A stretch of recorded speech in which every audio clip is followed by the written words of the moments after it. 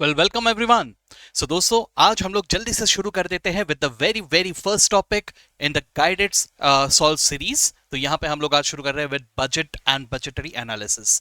ठीक है, तो सर हम यहाँ पर सबसे पहले मॉड्यूल के क्वेश्चन में आ जाते हैं, लेकिन उस क्वेश्चन में जाने से पहले मेरी तरफ से आपको एक गाइडेंस। ठीक है दोस्तों, जब मैं बजटिंग की बात करता हूं तो this is a very important department for all of you, because in future may be you guys will be working in the planning and budgeting department of any particular company. So इस चीज को बहुत अच्छी तरह से समझना आपके लिए बहुत जरूरी है। ठीक है, सो मैंने आपके लिए कुछ इस तरह से एक चार्ट बनाया हुआ है। देखिए, सबसे पहले हम लोग तैयार होते हैं विद अ सेल्स बजट। अब सेल्स बजट कैसे बनाया जाता है? अब इसके लिए मुझे डेटा लगता है। अब डेटा कहां से आएगा? इसमें अलग अलग तरह के डेटा, लाइक से for example whatever product we are dealing with, उसका मार्केट साइज क्या है, व्हाट इज द मार्केट, उसमें हमारा मार्केट साइज क्या है, what is the market size and what is the market share, है ना? ये देखना पड़ेगा।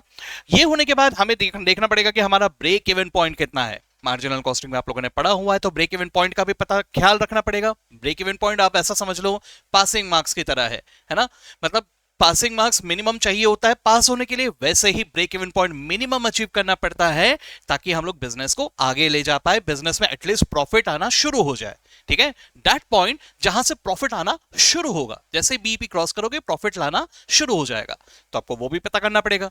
फिर आपका टारगेट प्रॉफिट क्या है, आप कितना प्रॉफिट कमाना चाहते हो। मैनेजमेंट का कोई ना कोई टारगेट प्रॉफिट भी तो हो सकता है ना, तो ये भी हमें देखना पड़ता है, राइट? तो ये सबको ध्यान में रखते हुए हम तैयार करते हैं हमारा सेल्स बजट। अब इतना सब डिटेल हमें प्रैक्टिकली ही देखना पड़ता है। एग्जामिनेशन पॉइंट ऑफ व्यू से सेल्स बजट बहुत आसान होता है, क्योंकि these details are already given to us in the question. तो हमें करना क्या होगा? हमें यहां पर एक्सपेक्टेड यूनिट्स या target units to be sold, budgeted units दिया हुआ रहेगा क्वेश्चन में, और एक बजटेड प्राइस जो होता है, क्या प्राइस में मैनेजमेंट इसे सेल करना चाहता है, वो भी हमें क्वेश्चन में दिया होगा। तो मुझे सेल्स बजट में करना क्या है? कुछ भी नहीं करना है सर, मुझे बस बजटेड यूनिट्स देख लेना है और उसको मल्टीप्लाई करना है with the budgeted price. That's it. अगर सेल्स बजट को इंस्टीट्यूट थोड़ा मुश्किल बनाना चाहता है तो इसमें मार्जिनल कॉस्टिंग का कुछ ना कुछ तड़का जरूर लगाएगा। ठीक है, तो खैर वो बीईपी के साथ आता है, वैसे क्वेश्चंस हमारे मॉड्यूल में है नहीं, इसलिए हम लोग उसमें नहीं जा रहे। ठीक है, अब सेल्स बजट के बाद हम लोग आ जाते हैं कि भाई इतने बेचने तो उसका कॉस्ट क्या लगेगा। So we come to the total cost budget, लेकिन total cost budget as such नहीं आता। It is something that comes as a summation of various different budgets. अब टोटल कॉस्ट में क्या क्या आएगा? टोटल कॉस्ट में सबसे पहले आ जाता है प्रोडक्शन कॉस्ट, उसके अलावा आ जाता है एडमिनिस्ट्रेशन कॉस्ट, उसके अलावा आ जाता है सेल्स कॉस्ट। ऐसे अलग अलग तरह के कॉस्ट का summation is the total cost. ठीक है, अब एक एक करके अगर मैं आऊं प्रोडक्शन कॉस्ट, तो सबसे पहले प्रोडक्शन कॉस्ट की अगर मैं बात करूं, production cost is also summation of several different cost, जैसे the raw material cost, then the labour cost, then the production overheads cost, है ना? तो ऐसे अलग अलग तरह के बन जाते हैं हमारे बजट्स जो कि कनेक्टेड है। सेल्स से कनेक्टेड है टोटल कॉस्ट से कनेक्टेड है प्रोडक्शन, या सेल्स से डायरेक्टली मैं कह सकता हूं कनेक्टेड है प्रोडक्शन से कनेक्टेड है material, labour, overheads and so on, है ना? So these are all the functional budgets. ठीक है, तो बहुत ही क्विक मैंने आपको ये चीज एक बार आपको बताया। Now if I quickly come to the production cost budget, तो प्रोडक्शन कॉस्ट बजट कैसे आ जाता है? तो सर मुझे इतने यूनिट्स बेचने हैं, तो उतने यूनिट्स बनाने के लिए मुझे कितना यूनिट्स प्रोड्यूस करना पड़ेगा, मुझे ये भी तो सोचना है। अब जरा समझो इस बात को। सर मुझे मान के चलो 1000 यूनिट्स बेचना है, आपकी दुकान है, आपको 1000 यूनिट्स बेचना है, तो एक बार दिल पे हाथ रख के कहना, आप क्या रिस्क लोगे कि बराबर एग्जैक्ट 1000 ही यूनिट्स आप अपने दुकान में रखोगे? अगर आपको लग रहा है कि 1000 यूनिट्स बिकेंगे तो 1000 ही रखोगे कि थोड़ा ज्यादा रखोगे? ज्यादा रखोगे, राइट? तो ये हमारी सोच है, नॉर्मल थॉट है ना?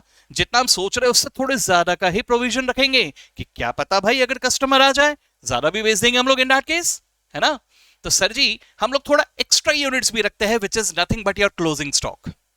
समझे बात को? हाँ जी, क्लोजिंग स्टॉक अगली बार जाके ओपनिंग स्टॉक भी आएगा। सो समझो इस बात को, we can not guarantee that the number of units that you are targeting to sell exactly उतने ही यूनिट्स उसी पीरियड में आप प्रोड्यूस करोगे। भाई कभी कभी ये भी तो होता है कि भाई मुझे जो सेल करना है उसको मैं पहले से प्रोड्यूस करके रखूं। सो मे बी पॉसिबल कि मुझे फेब में जो सेल करना है उसका प्रोडक्शन में जैन में ही कर लूं, या जो मुझे मार्च में सेल करना है उसका प्रोडक्शन में फेब में ही कर लूं। पॉसिबल ऐसा भी हो सकता है कि मैं पार्ट पार्ट में प्रोडक्शन करूं, तो इसका डिटेल मुझे क्वेश्चन में दिया होगा और इसी की मदद से I will be able to calculate the number of units to be produced. इसका मैं एक शॉर्टकट ट्रिक बताऊंगा थोड़ी ही देर में आपको, ठीक है। हाँ जी, तो यहां the number of units to be produced multiplied by the rate per unit, whatever is the production cost per unit, not material, not labour, not overheads, the total production cost, ठीक है। Okay, अब इसी से linked है material.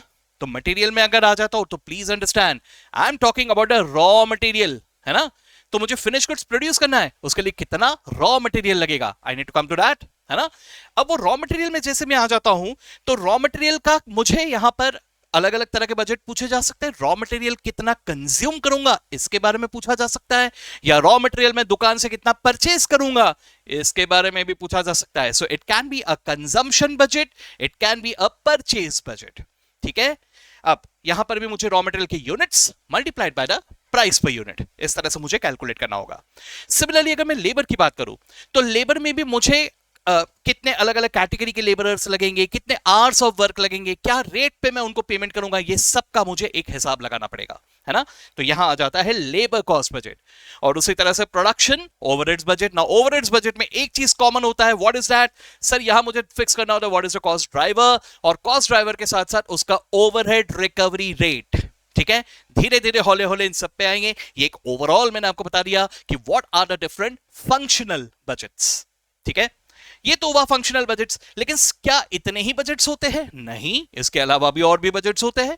और भी कौन से बजट्स होते हैं? देखो भाई, एक होता है फिक्स्ड बजट। फिक्स्ड मतलब भाई मैं इतने यूनिट्स बेचूंगा, उसके लिए इतना कॉस्ट लगेगा, इतने कॉस्ट के लिए इतने मटेरियल, इतने लेबर, इतने overheads, everything is based on one fixed element and that is number of units to be sold, है ना। अब जरा सोच के देखो एक बार, अगर मान के चलो मैं यहां पर बात कर रहा हूं अबाउट सॉरी, एक मिनट, हाँ जी, हाँ, तो मैं एक आपको कह रहा था कि सपोज जैसा मैंने ये फिक्स्ड यूनिट्स के बारे में कहा, ये भी तो हो सकता है कि मैं थोड़ा पॉसिबिलिटीज के बारे में सोच रहा हूं। जैसे for example isn't it possible कि जितने यूनिट्स मैं बेचने का सोच रहा हूं actual might be something different, है ना।